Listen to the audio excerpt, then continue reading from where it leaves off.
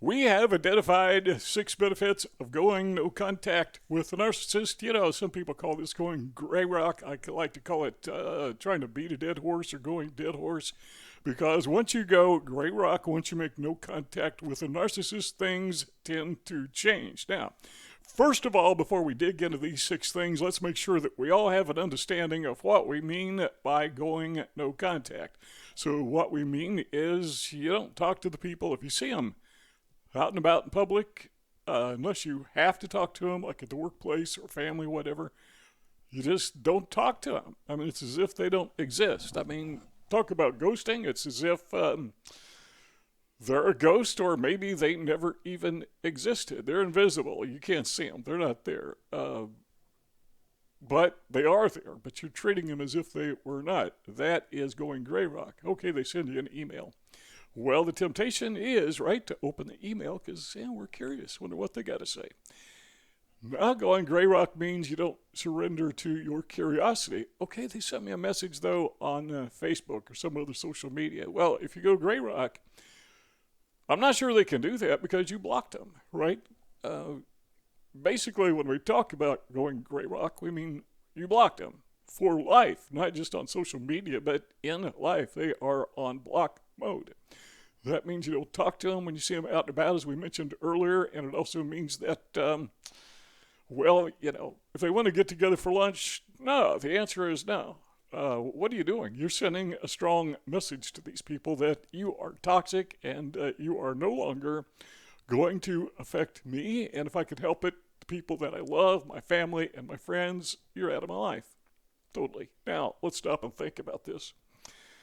The person who is a true narcissist, and you know this because they have abused you in the past, they have put you down, they have hurt you tremendously, and again, they've hurt others as well. Why would you want to have anything to do with these people? You know, why is it so hard understanding they're toxic to give in to them? It's kind of like when I was a kid, you watch these old vampire movies, you know, made back in the 40s, 50s, and the vampire would always be so nice and friendly, and the people, even after they knew the vampire was a vampire, some of them would still be nice to the vampire because he was nice to them, because, well, they're nice people. Well, let's imagine this. Imagine this individual is has a contagious disease, and if you get near the person, you're going to catch it. It may not kill you, but you're going to be very, very, very miserable because of it. I mean, really sick. Well, when you're around a toxic person, effectively, that's what it is, only it may not affect you in the normal physical sense. Like you don't catch a virus, you don't have a bacteria transfer. But what you do have is you have neurological problems. You may have problems with just having peace in your life. You may have stress, and you've got this toxicity that is now a part of your thinking process. And it's very, very difficult. You may wind up being extremely depressed. So, yeah, it's having physical effects on you. It's not biological in the sense that it's not, you're not catching a bug, but still, it does affect you. Why would you be around somebody who is that contagious? I can't think of a single reason. So when you go gray rock, when you get away from a narcissist, when you go no contact, what you're doing is you're sending the narcissist a very strong table that you want him or her to go away, and you want him or her to stay away, that they are not welcome in your life nowhere, never, ever. Not welcome in your house, not welcome to speak with you. They're not welcome to talk to you or your family, rather, and your friends. They'll do it anyhow, but you sent them the message just by your actions. All right, so what are the benefits of doing this? Well, number one, you are taking control. You're not fighting with a narcissist. That's not how you control a narcissist. You say, well, I'm going to take control. We're going to have a tug of war. That's not control. That's engaging with the narcissist. I'm going to take control. I'm going to fight with a narcissist. We're going to have a wrestling match. We're going to have a boxing match, however you want to do it, figuratively speaking. That's not, that doesn't control the narcissist. That engages the narcissist. The only way to control a narcissist that I know is get away from him or her.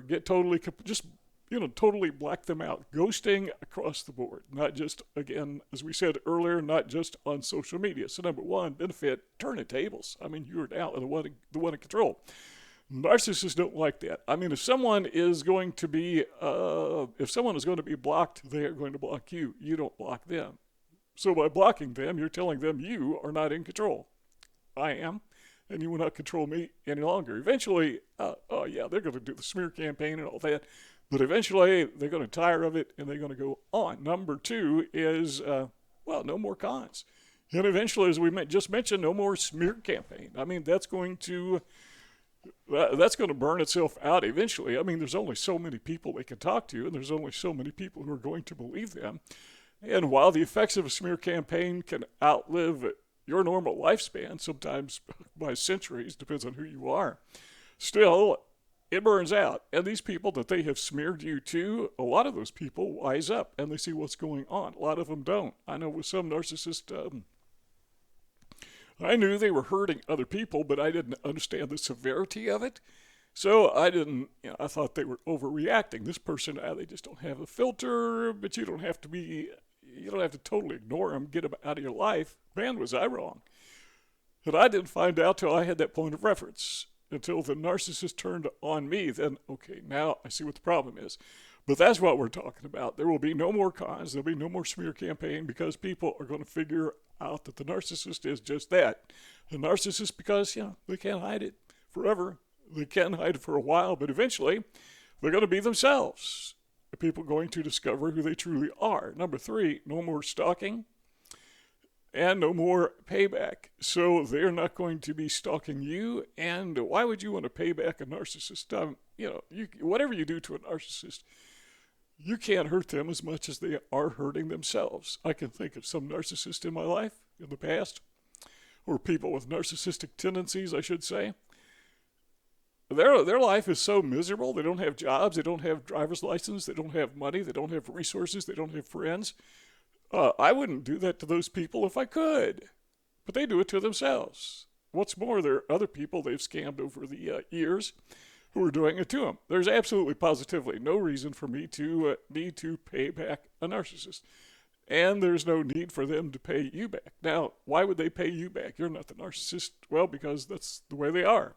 You've got to keep in mind that the slightest little offense against a narcissist, real or imagined, is perceived as being a major offense in the eyes and mind of a narcissist. So they're going to pay you back. You didn't even do anything. Doesn't matter. In their mind, you did, and that merits them paying you back. That's not going to happen once you go gray rock, because you're no longer contacting these people. You can't offend them because you can't slight them because you're not talking to them. The only slight is the slight of not talking to them.